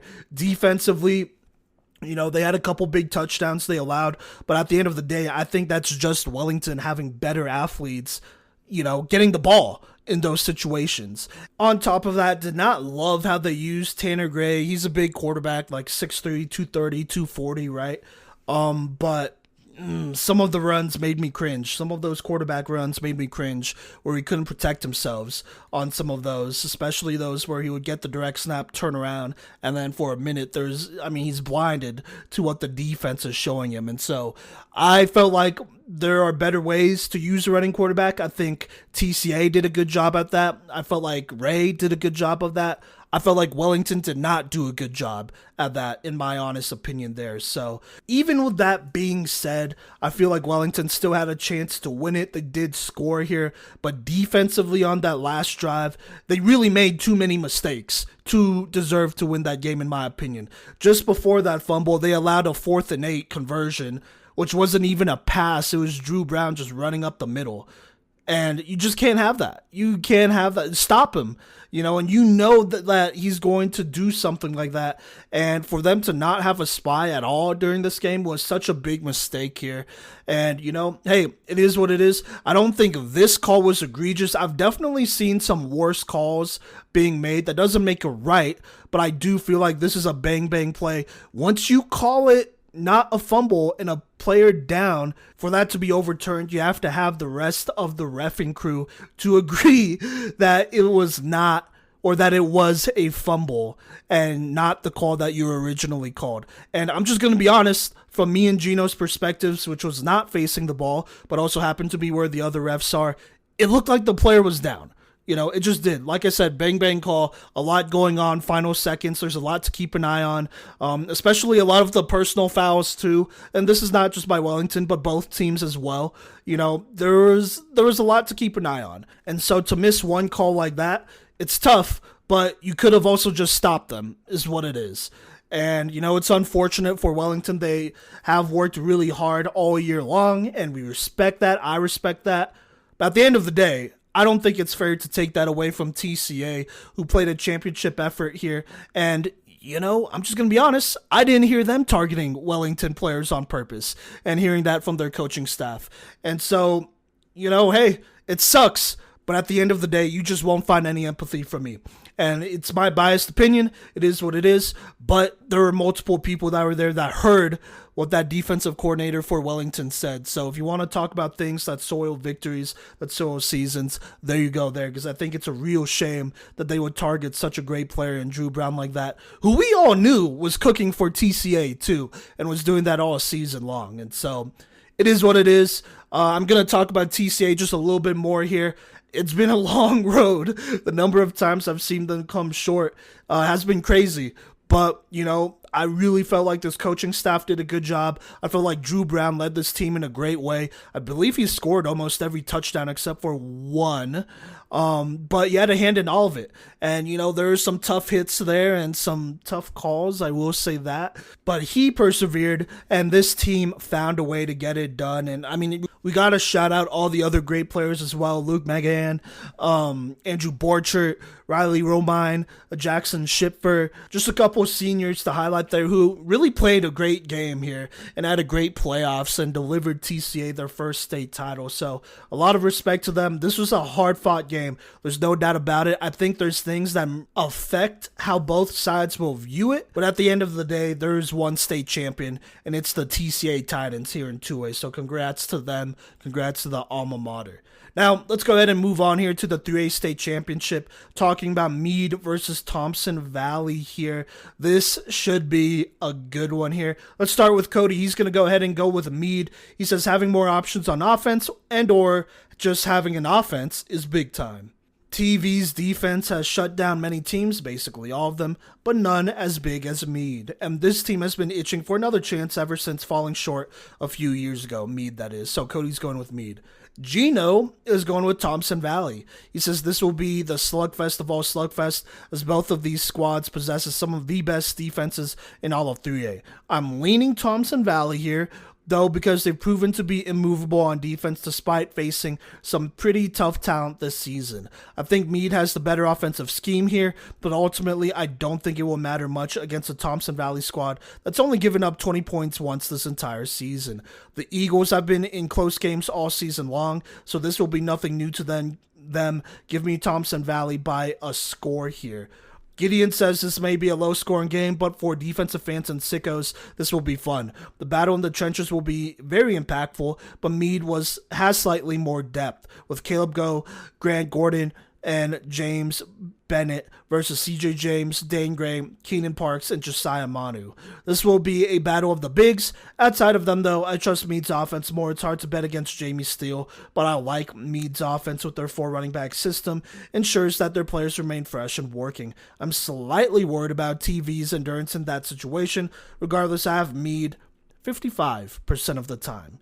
Phoenix, he's going to go ahead and go with Thompson Valley. He says they continue to remain perfect all season, and now the time has come to finally see how Meade will respond to that defense. And if they can stop the offense. If this game goes to the trenches, which it likely will, give me TV winning the battle all day. So Phoenix going with Thompson Valley, joining Gino there as well. I think this will be a close one, but I think I got to go with Meade. They're the more experienced team. At least their coaching staff is more experienced, having been to state just a couple of years ago.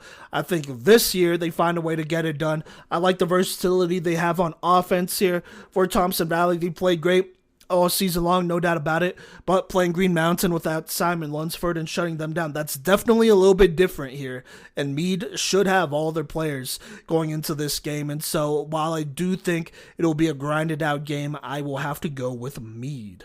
Now, last but not least, we got the 4A state championship. We have Broomfield versus Redacted. We're not talking about that other team. All of us obviously picked Broomfield here. Myself and Cody, we don't have any reasons, really, just being honest with you. We just feel like Broomfield's going to win.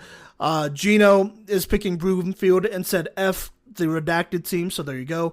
Gideon's going with Broomfield. He says the thing about the Eagles is that their offensive line is dominant, a trusted line more than any other in 4A, and their opponents will have a tough time against their D-line as well. I see the Eagles winning this. Phoenix says gonna have to go with Broomfield on this one.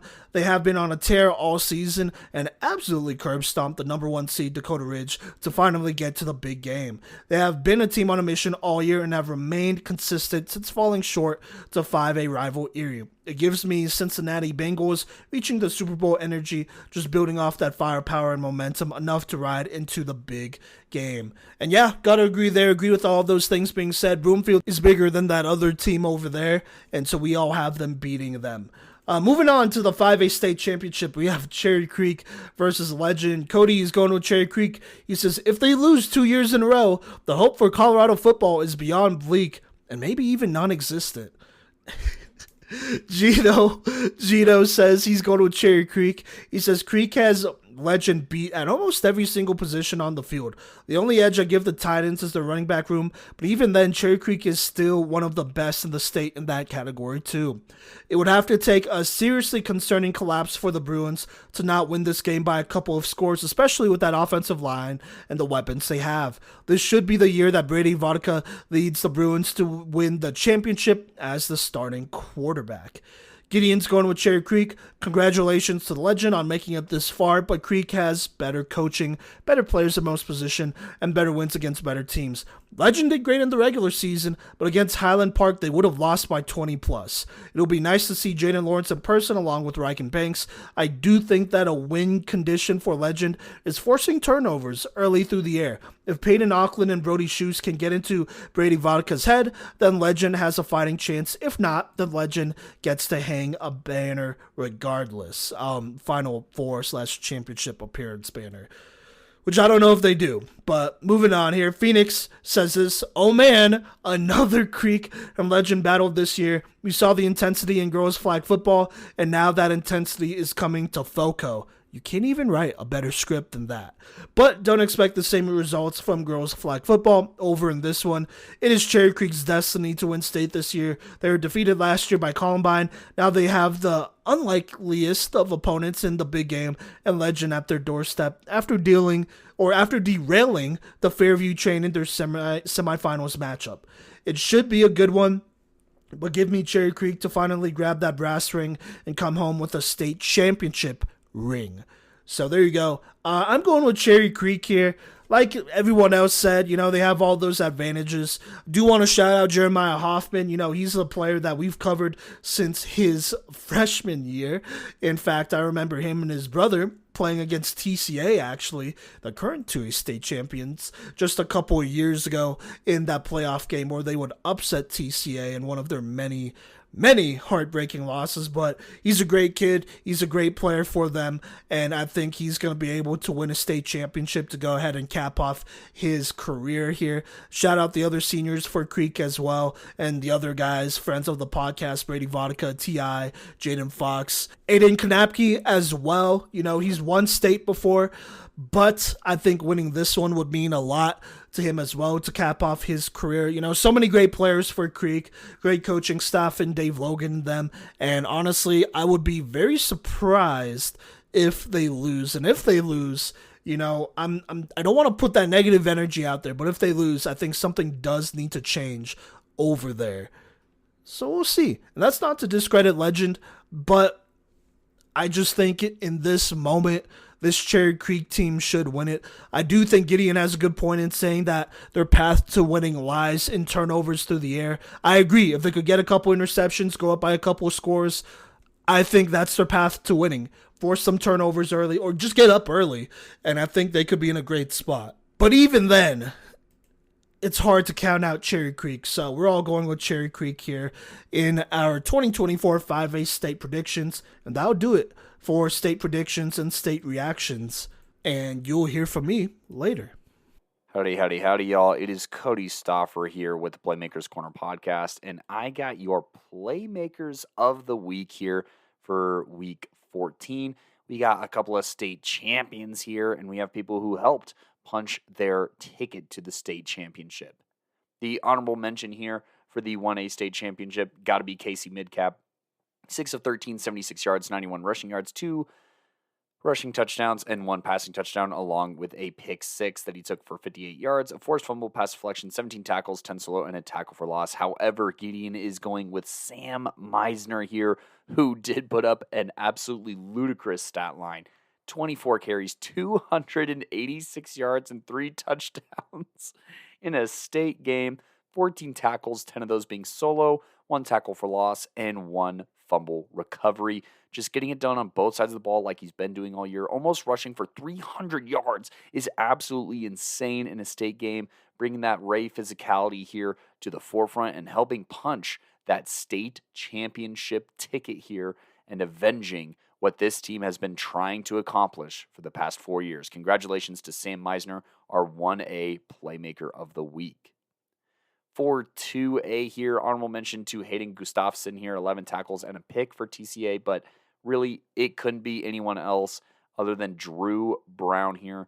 24 of 34, 264 passing yards, 4 touchdowns to just 1 pick, along with 21 carries for 156 yards and a rushing touchdown. That is 5 touchdowns, and that is over 400 yards of offense that Drew was accounted for. And yeah, you can't really ask too much more out of your quarterback here to lead you to the promised land and ultimately overcome the demons that not only faced, this recent history, but just this program in general for a long time and push through that and secure a win. Now, those state championship Playmaker of the Weeks are brought to you by Code Red Coaching. Visit coderedcoaching.com, where the grind to greatness starts with the mind. Hit up my guy, Cody Rosenthal, at rosecj.6599@gmail.com, so you too can be as mentally sharp as these Playmakers of the Week who won their state championships in Sam Meisner of Ray and Drew Brown of TCA, but also like these fellow athletes here of the semis who punched their ticket here. Shout out to Wes Bebo here, who is going to get Simon's vote for 3A Playmaker of the Week. Honorable mention to Ryan St. Aubin here, 12 rushing yards and a 59 receiving touchdown here for Meade.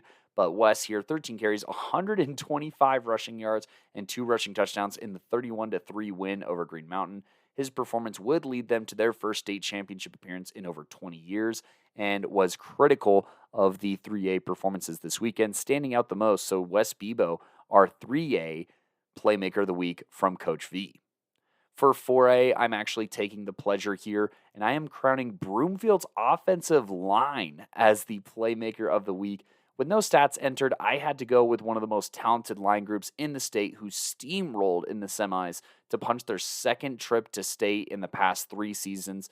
This offensive line is what makes the world go round in Broomfield, Colorado.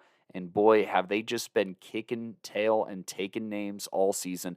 And the state semifinal was no different as they roll 45-7 over the 1-seeded Dakota Ridge. That is my 4A Playmaker of the Week, or should I say Playmakers of the Week.